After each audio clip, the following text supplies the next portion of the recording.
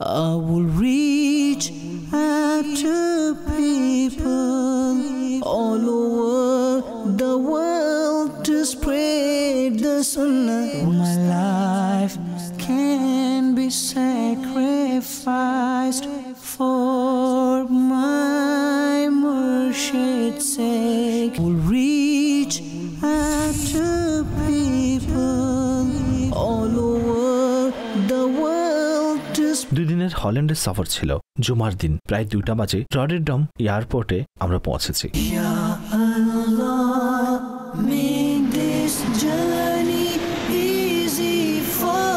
সেখানে হল্যান্ডের নিগরান হাজী সরফরাজ সাত্তারি আমাকে রিসিভ করার জন্য উপস্থিত ছিলেন। আল্লাহ তাআলার দান এই দাওয়াত ইসলামী প্রিয় নবীর অনুদান। সাল্লু আলাল হাবিব সাল্লাল্লাহু তাআলা আলা মুহাম্মদ সাল্লাল্লাহু আলাইহি ওয়াসাল্লাম। সুবহানাল্লাহ। মাদানী চ্যানেলের দর্শক শ্রোতা, একটি অসাধারণ সুসংবাদ নিয়ে উপস্থিত হয়েছি। আজ আলহামদুলিল্লাহ রটারডাম আমি উপস্থিত হয়েছি এবং আজ হচ্ছে 8ই ডিসেম্বর এবং জুমার মোবারক দিন। আলহামদুলিল্লাহ আস্সাওয়াজাল্লাহ। আসার উদ্দেশ্য হচ্ছে এই, ইনশাআল্লাহ আগামীকাল শনিবার দিন সন্ধ্যা 7টা বাজে রটারডামে দাওয়াত ইসলামীর নতুন ফাইজানে মদিনার উদ্বোধন হতে যাচ্ছে। জি হ্যাঁ, আরো একটি মার্কাজ ইউরোপের মাটিতে আমাদের দাওয়াত ইসলামীর প্রতিষ্ঠা হতে চলেছে রটারডাম সিটির মধ্যে, এবং সেখানেই ইজতিমা হবে আগামীকাল সন্ধ্যা 7টা বাজে। আল্লাহ পাক আমাদের দাওয়াত ইসলামীকে আরো উন্নতি দান করুক। সেই সকল ইসলামী ভাইদেরকে মোবারকবাদ জানাচ্ছি যারা দাওয়াত ইসলামীকে সঙ্গ দিচ্ছেন, দান করছেন। এটাই হচ্ছে আপনার দাওয়াত ইসলামী, যা ইউরোপের জমিন হোক দুনিয়ার প্রতিটি কোনায় কোনায় সুন্নতের খিদমত করে যাচ্ছে। ইনশাআল্লাহ আগামীকাল ইজতিমা হল্যান্ডে অবস্থানরত আশিকানে রসুলের সাথে সাক্ষাৎ হবে। সাল্লু আলাল হাবিব সাল্লাল্লাহু তাআলা আলা মুহাম্মদ সাল্লাল্লাহু আলাইহি ওয়াসাল্লাম।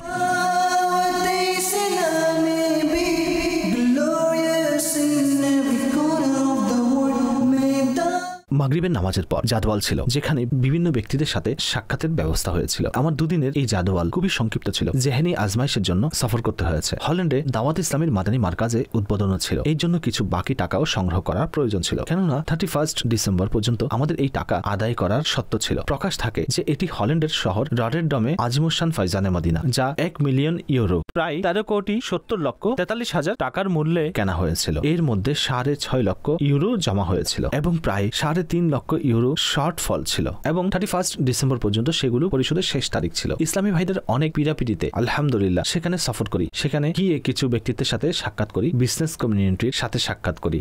আল্লাহ তাআলার দান এই দাওয়াত ইসলামী প্রিয় নবীর অনুদান। मैनू शौक मदीने जावण दा,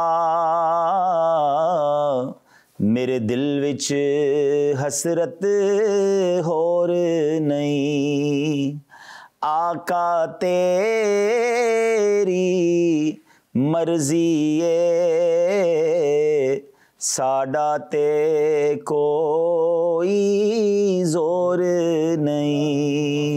আল্লাহর পথে যখনই ব্যয় করবেন মন প্রাণ দিয়ে ব্যয় করুন। এটা কখনো ভাববেন না যে আপনার সম্পদ কমে যাবে।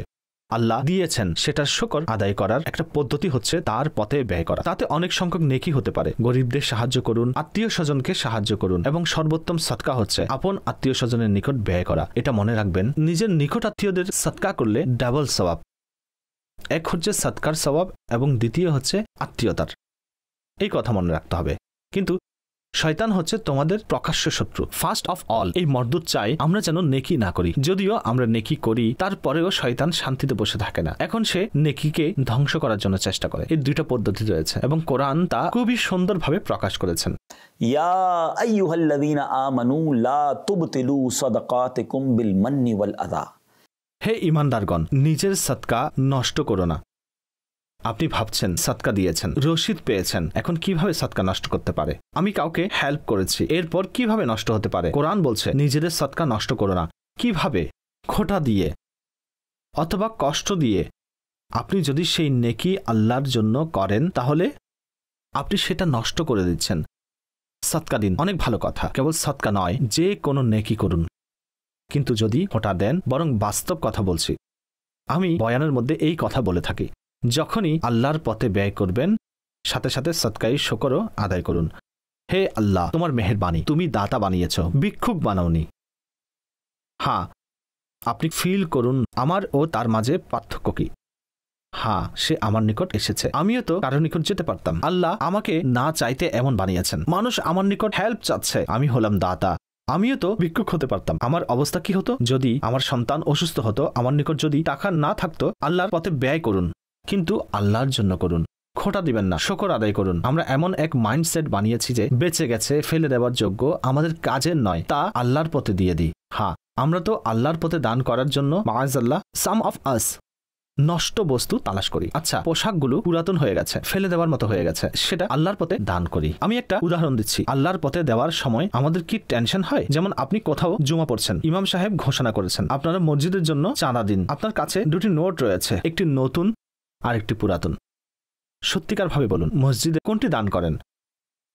সেই নতুন নোট কি বেশি দামে চলে? না, কিন্তু মসজিদে দেওয়ার সময় পুরাতন নোটই বেশি দিই। কোরআন বলছে লান তানালুল বিররা হাত্তা তুনফিকু মিম্মা তুহিব্বুন, চতুর্থ পারার প্রথম আয়াত। আল্লাহ কি বলেন? তোমরা ততক্ষণ নেকি পর্যন্ত পৌঁছাবে না যতক্ষণ পর্যন্ত নিজের প্রিয় বস্তু আল্লাহর পথে ব্যয় করবে না। আমরা এটা করি না। আমরা তো সবচেয়ে খারাপ বস্তু ব্যয় করার জন্য প্রস্তুত হই। Please try to understand. এটা অনেক বিউটিফুল কানেক্টিভিটি। অল্প দিন কিন্তু অসাধারণ ভাবে দিন। হে আল্লাহ, এটা আমার সবচেয়ে প্রিয় ছিল, আমি আপনার পথে দান করেছি। হে আল্লাহ, আমাদের সবার জান, মাল, ইজ্জত, সম্মান, পরিবার ও সন্তান, দিন ও ইমানকে হিফাজত করুন। হে আল্লাহ, আমাদেরকে খুব দ্রুত হারামাইনে তাইয়্যিবাইনের আদব সহকারে হাজির নসিব করুন। আমাদের দুনিয়াকেও উত্তম করে দিন, আমাদেরকেও উত্তম করে দিন। রব্বানা তাকাব্বাল মিন্না ইন্নাকা আনতাস সামিউল আলিম ওয়া তুব আলাইনা ইয়া মাওলানা ইন্নাকা আনতাত তাওয়াবুর রহিম। जब दमे वापसी हो या अल्लाह, सामने हो रोज़ाए रसूलुल्लाह और लब पे हो ला इलाहा इल्लल्लाह मुहम्मदुर রাসূলুল্লাহ। এরপর আরো কিছু সাক্ষাতের পর্ব ছিল এবং রাতে সেই মারকাজের ভিজিটও হয়েছে। জিম্মাদারগণও উপস্থিত ছিলেন, তাদের সাথেও মাদানী মাশওয়ারা চলতে থাকে।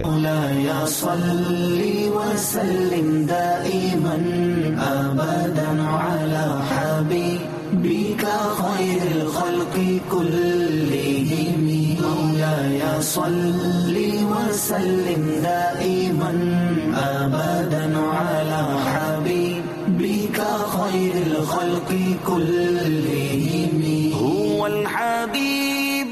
আমিরে আহলে সুন্নত এই আজিমুশান মাদানী মারকাজের শুভ উদ্বোধনে হল্যান্ডের জিম্মাদারগণকে মোবারকবাদ এবং অনুদান দাতা সাহায্যকারীদের দোয়া দ্বারা ধন্য করেন। একটি ভিডিও বার্তাও প্রেরণ করেন।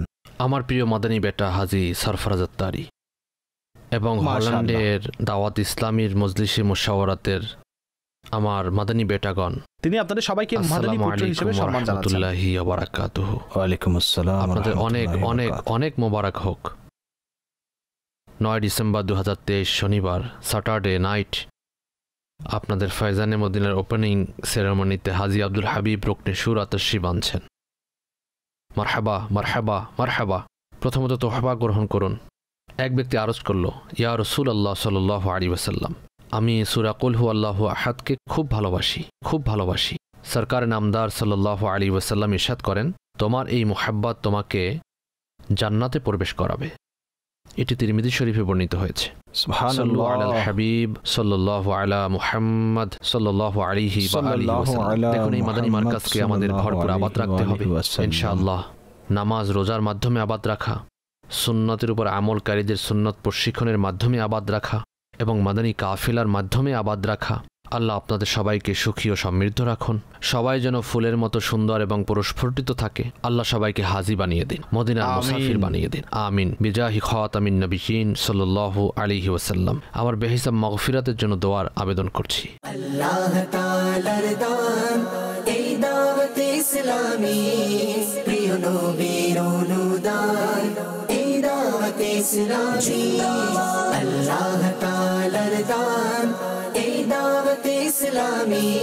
আলহামদুলিল্লাহ, রাতে বিশ্রামের পরের দিন সকাল নাস্তার সময়ও এক স্থানে উপস্থিত হয়েছি। যে ইসলামী ভাইয়ের বাড়িতে নাস্তা করার জন্য উপস্থিত হয়েছি, তিনি 15,000 ইউরো এই মাদানী মারকাজের জন্য দান করার নিয়ত করেছেন। যখন গিয়ে ওনাকে আবেদন করেছি, কোরআনে পাকে 30 পারা রয়েছে, আপনি সেটা 30,000 ইউরো করার চেষ্টা করুন। আলহামদুলিল্লাহ, তিনি প্রস্তুত হয়েছেন। কিছুদিন পূর্বে ওনার সম্মানিত পিতা ইন্তেকাল করেছিলেন। ওনাকে এই উৎসাহ দেওয়া হয়েছে যে আপনার মরহুম পিতার ইসালে সওয়াবের জন্য এই টাকাগুলো পেশ করুন। আল্লাহ পাক ওনার সম্মানিত পিতাকে বেহিসাব মাগফিরাত নসিব করুক, জান্নাতুল ফেরদৌসে উচ্চ মাকান দান করুক। আল্লাহ তাআলার দান এই দাওয়াত ইসলামী প্রিয় নবীর অনুদান এই দাওয়াত ইসলামী আল্লাহ তাআলার দান এই দাওয়াত ইসলামী প্রিয় নবী। আলহামদুলিল্লাহ, এরপর আমস্টারডাম যাওয়া হয়েছে এবং হল্যান্ডের একটি গুরুত্বপূর্ণ শহর এবং হল্যান্ডের ক্যাপিটালও, সেখানে ব্যবসায়ীদের একটি সেশনও ছিল। তাতে আমরা আল্লাহর পথে ব্যয় করার ফজিলত সমূহ বয়ান করেছি। হল্যান্ডের এই ফয়জানে মদিনায় সাহায্য করার জন্য ব্যবসায়ীদেরকে অনুরোধ করেছি।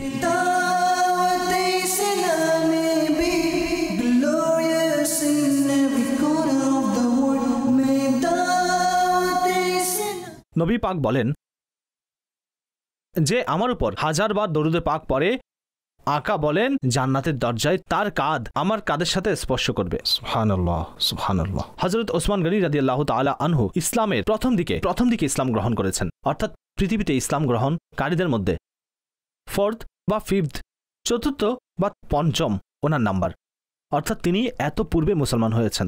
সুবহানাল্লাহ। বিশ্বাস থাকা সত্ত্বেও কখনো কখনো বিশ্বাসও আঘাতপ্রাপ্ত হয়। একজন মানুষ ভালোভাবে খোঁজার পর সম্পর্ক করেন, কিন্তু পরে দেখা যায় ব্যক্তিটি অন্যরকম, এখন আর কিছুই করা যায় না। তিনি চিন্তিত হয়ে পড়েন, কিন্তু এক মেয়ের ইন্তেকালের পর তার নিকাহে আরেকটি কন্যা দান করা। সরকার দু আলম সাল্লাল্লাহু আলাইহি ওয়াসাল্লাম হযরত ওসমান গনির উপর আস্থা কতটুকু ছিল?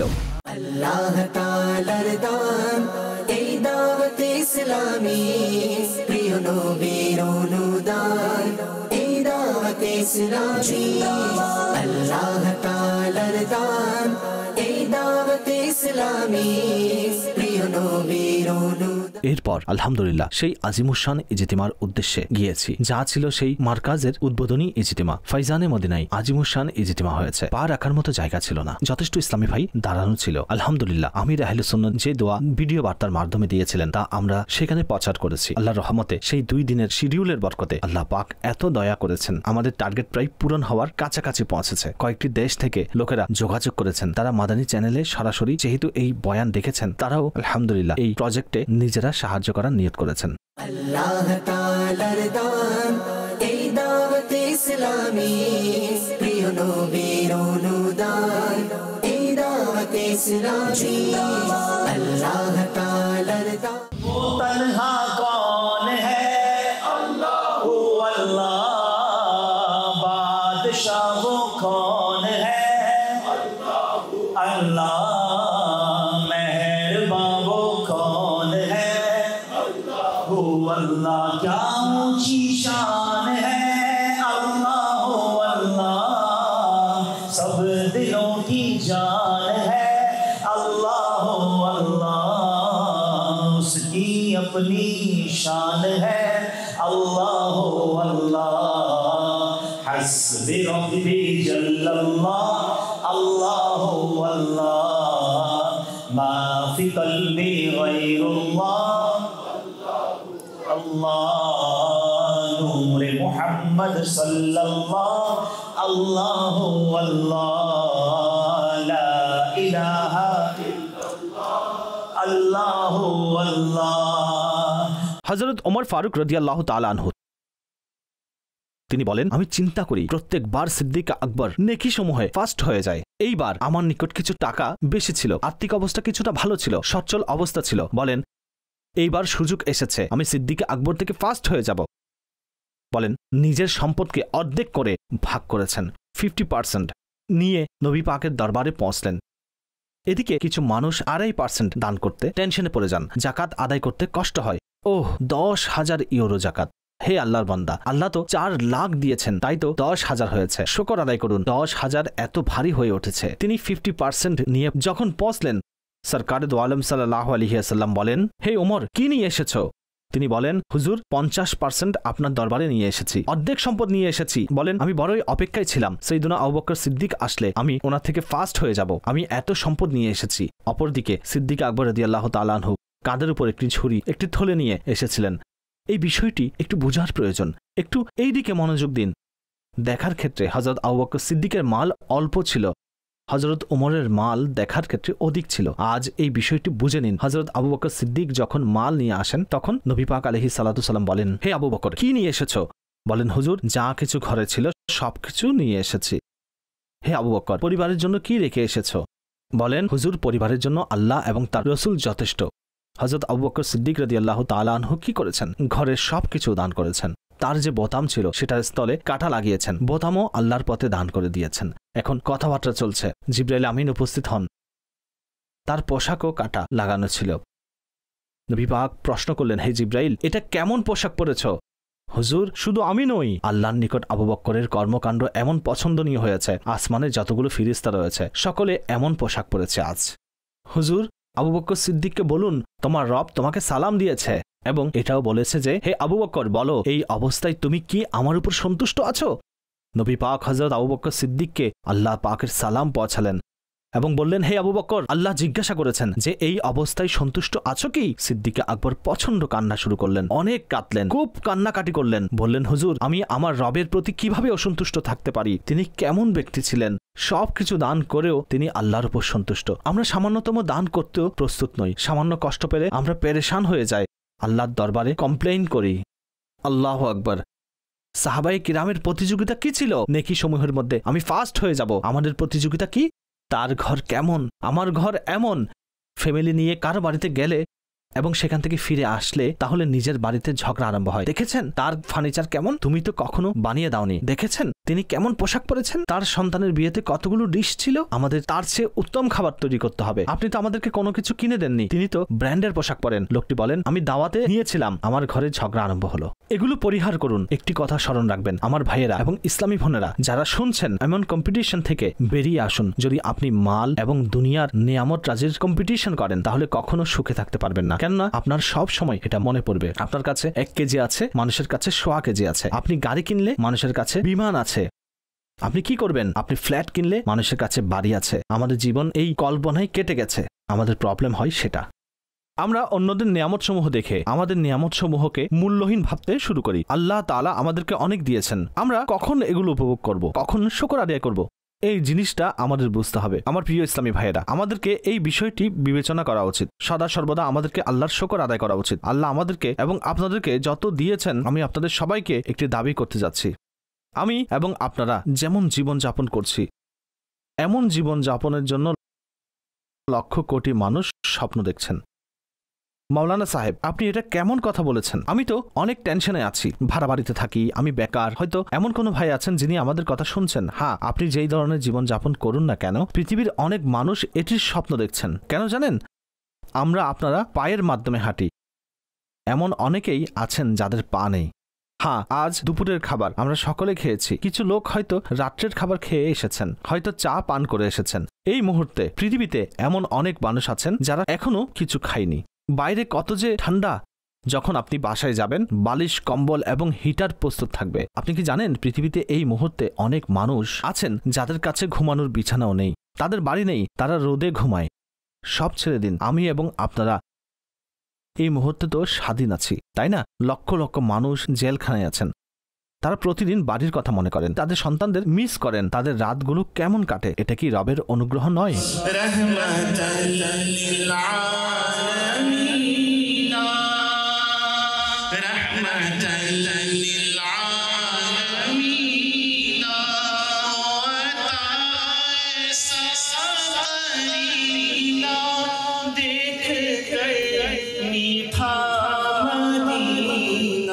আল্লাহ তাআলার দান এই দাওয়াত ইসলামী, প্রিয় নবীর অনুদান এই দাওয়াত ইসলামী। আল্লাহ তাআলার দান এই দাওয়াত ইসলামী, প্রিয় নবীর অনুদান এই দাওয়াত ইসলামী। রহমানের করুণা এই দাওয়াত ইসলামী, রহমানের করুণা। সাল্লু আলাল হাবিব সাল্লাল্লাহু তাআলা আলা মুহাম্মদ সাল্লাল্লাহু আলাইহি ওয়াসাল্লাম। আলহামদুলিল্লাহ আজ্জা ওয়া জাল, এখন জার্মানির ডুসেলডর্ফ এয়ারপোর্ট থেকে নিজের দেশের উদ্দেশ্যে রওনা হচ্ছি। আল্লাহর রহমতে আমরা আমাদের দেশের কয়েকটি শহরে সফর করেছি এবং সেখান থেকে ইউরোপও সফর করেছি। এখন আমরা হল্যান্ডের কাছে জার্মানি দেশের একটি এয়ারপোর্ট থেকে। আল্লাহ করিম এই সফরকে তার দরবারে কবুল করুক এবং সফরে যা ভুল ত্রুটি হয়েছে সেগুলো তার অনুগ্রহে ক্ষমা করুক। যা সৎকর্মগুলো হয়েছে রব্বে করিম তা কবুল করুক এবং আমাদের এই পরবর্তী সফর সহজ করে দিন। আমাদের জন্য দোয়া করবেন। সাল্লু আলাল হাবিব সাল্লাল্লাহু তাআলা আলা মুহাম্মদ সাল্লাল্লাহু আলাইহি ওয়াসাল্লাম। আলহামদুলিল্লাহ, দাওয়াত ইসলামীকে রব্বে করিম আরও অগ্রগতি দান করুক। বিশ্বাস করুন, দাওয়াত ইসলামী যখন এই প্রচেষ্টাগুলো বিভিন্ন দেশে দেখি, আলহামদুলিল্লাহ, যেভাবে দাওয়াত ইসলামী দ্বীনের খিদমত করছে, আমরা খুবই গর্ববোধ করি। আল্লাহ করিম এত সুন্দর সংগঠনের সাথে আমাদেরকে যুক্ত করেছেন। মনে রাখবেন, এই ফয়জানে মদিনা কেবল একটি দেশের জন্য নয়, কেবল হিন্দুস্তানিদের জন্য নয়, বরং আলহামদুলিল্লাহ মরক্কো, তুর্কি, ডাচ এবং সুরিনামের ইসলামী ভাইদের জন্য এবং বিভিন্ন দেশের মানুষ এখানে এসে দ্বীনের জ্ঞান অর্জন করছেন। অনেক আশিকানে রসুল, এমন অনেক ব্যক্তি আছেন যারা আলহামদুলিল্লাহ হল্যান্ডের দাওয়াত ইসলামীর প্রচেষ্টায় ইসলামের গণ্ডিতে প্রবেশ করেছেন, নতুন মুসলমান হয়েছেন এবং আল্লাহর রহমতে কোরআনে পাক শিখছেন, নামাজ ইত্যাদি শিখছেন। আল্লাহ পাক আমাদের দাওয়াত ইসলামীকে অনেক অগ্রগতি দান করুক এবং আমাদেরকে আন্তরিকভাবে নিজের দাওয়াত ইসলামীর সঙ্গ দেওয়ার তৌফিক দান করুক। সাল্লু আলাল হাবিব সাল্লাল্লাহু তাআলা আলা মুহাম্মদ সাল্লাল্লাহু আলাইহি ওয়াসাল্লাম। I will reach out to people all over the world to spread the sunnah. My life can be sacrificed for my Murshid's sake.